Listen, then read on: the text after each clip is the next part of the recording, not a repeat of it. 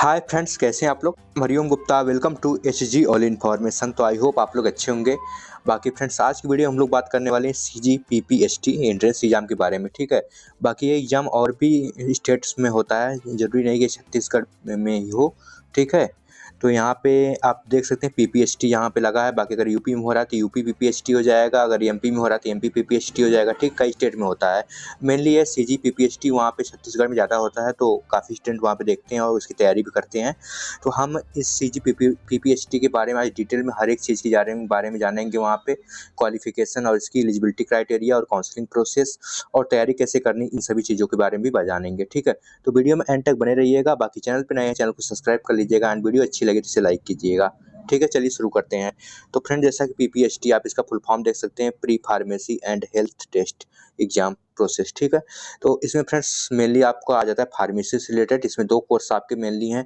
देखो, आपका सिलेबस इसमें सेम है, बी फार्मा एग्जाम तो चाहे डी फार्मा। ठीक है, क्वेश्चन भी सेम आते हैं। तो यहाँ पे काउंसलिंग के टाइम आप दोनों में भी करा सकते हो।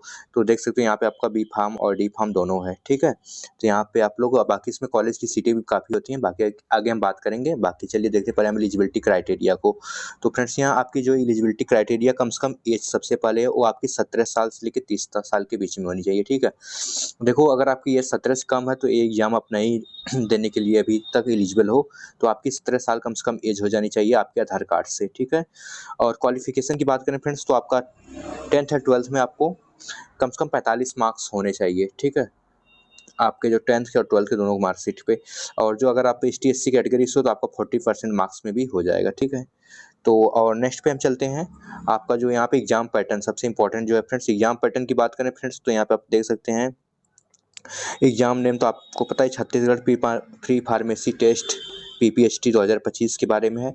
बाकी और नीचे देखते हैं यहाँ पे हम एग्जाम मोड की बात करें फ्रेंड्स, तो यहाँ पे आपको कोई भी कंप्यूटर बेस्ड नहीं होने वाला, यहाँ आपको OMR सीट पर ही होगा। तो ठीक है, आपको पेन और पेपर से ही आपको ऑफलाइन एग्जाम देना होगा। सिंपली आप हम बात करें तो आपको सीधे गोला करना होगा। ठीक है, जो कि आपको OMR सीट मिलेगा उस पे। और यहाँ ड्यूरेशन आप एग्जाम की बात करें तो 180 मिनट आपको मिलेगा। और क्वेश्चन की फ्रेंड्स यहाँ आपको 150 क्वेश्चन यहाँ पे करने होते हैं 180 मिनट में। ठीक है, तो आपको पता चलिए 180 मिनट आपको मिलेंगे। और टाइमिंग जो होती है 2 बजे से लेके 5:15 तक PM तक होती है। बाकी यहाँ टाइमिंग कुछ कह नहीं सकते, आने वाले टाइम पे चेंज भी हो सकता है, तो आप लोग इस बात का ध्यान रखना। बाकी नीचे देखते हैं तो यहाँ पे आपके ऑब्जेक्टिव टाइप क्वेश्चन होते हैं, वही MCQs टाइप पे। तो आपको 4 ऑप्शन दिए रहेंगे, बाकी ऊपर क्वेश्चन दिया रहेगा, जैसा मैं एलिजिबली आपको तैयारी करवाता हूँ ऐसे ही। ठीक है, एकदम सेम टू सेम वैसा ही। तो बाकी नीचे देखते हैं यहाँ पे फ्रेंड्स, क्वेश्चन आस्क कहाँ से पूछे जाते हैं, मेनली आपके जो होते हैं क्वेश्चन आस्क्ड। तो फ्रेंड्स, आपके फिजिक्स, बायोलॉजी, मैथमेटिक्स और यहाँ पे आपका आ गया केमिस्ट्री। ठीक है, और बायोटेक्नोलॉजी अलग हो गया अपने फ्रेंड्स। अगर आप लोग फिजिक्स केमिस्ट्री मैथ से हो 12th में, तो आपको फिजिक्स केमिस्ट्री मैथ का एग्जाम देना है। अगर फिजिक्स केमिस्ट्री बायो से हो तो फिजिक्स केमिस्ट्री बायो को आप लोग सेलेक्ट कर लीजिएगा। ठीक है, आपके हिसाब से जो भी हो।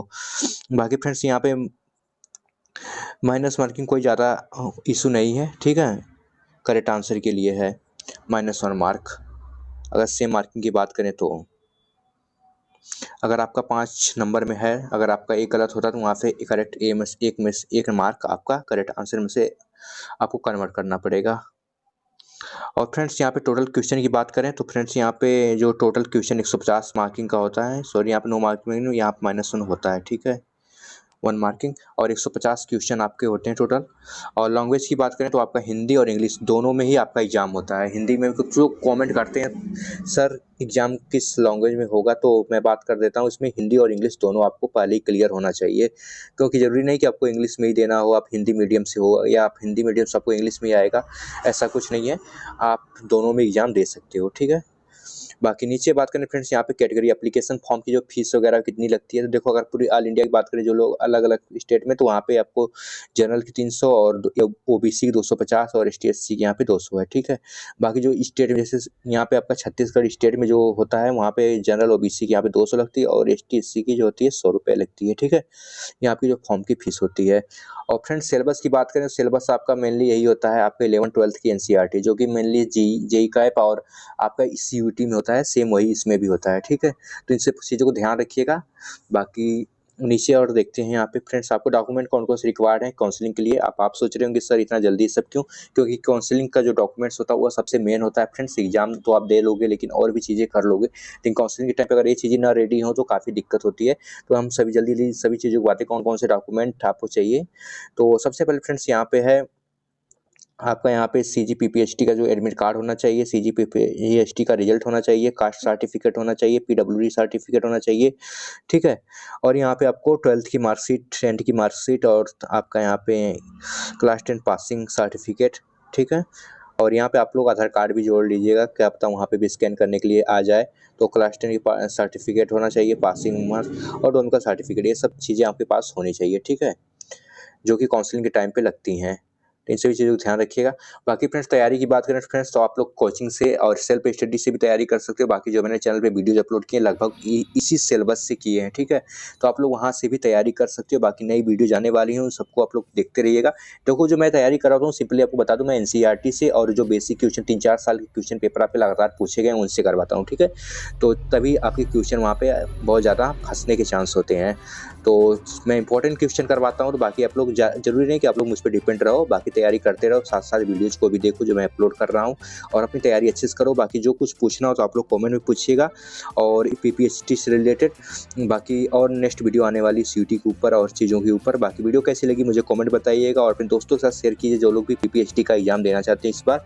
बाकी कोई भी कन्फ्यूजन वगैरह हो आपको तो अभी भी कमेंट आप कर सकते हो। बाकी आप मुझे पर्सनली इंस्टाग्राम पे मैसेज कर सकते हैं अगर कोई भी आपको प्रॉब्लम हो रही है, ठीक है फ्रेंड्स। बाकी चलते हैं नेक्स्ट वीडियो मिलते हैं फ्रेंड्स, तब तक के लिए जय हिंद।